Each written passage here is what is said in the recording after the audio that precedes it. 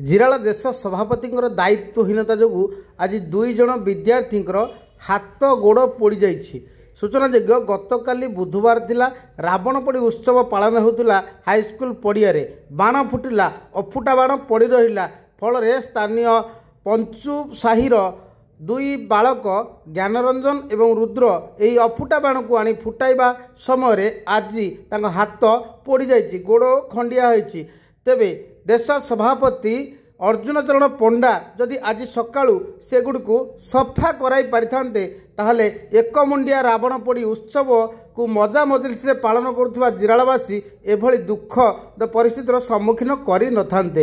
ତେବେ ପଣ୍ଡା ଜଣେ ଦାୟିତ୍ୱହୀନ ବ୍ୟକ୍ତି ବୋଲି ଏଠି ସ୍ପଷ୍ଟ ପ୍ରମାଣିତ ହେଉଛି। ଖାଲି ସେତିକି ନୁହେଁ, ଶ୍ରୀଯୁକ୍ତ ପଣ୍ଡା ଦୀପଦାନ କରୁଥିଲେ ଜଗନ୍ନାଥଙ୍କୁ, ଜୋତା ଖୋଲିବାକୁ ଭୁଲି ଯାଇଥିଲେ। ତଳୁ ଦର୍ଶକମାନେ ଅଭିଯୋଗ କଲା ପରେ ଜୋତା ଖୋଲି ଦୀପଦାନ କରିଥିଲେ ଶ୍ରୀଯୁକ୍ତ ପଣ୍ଡା।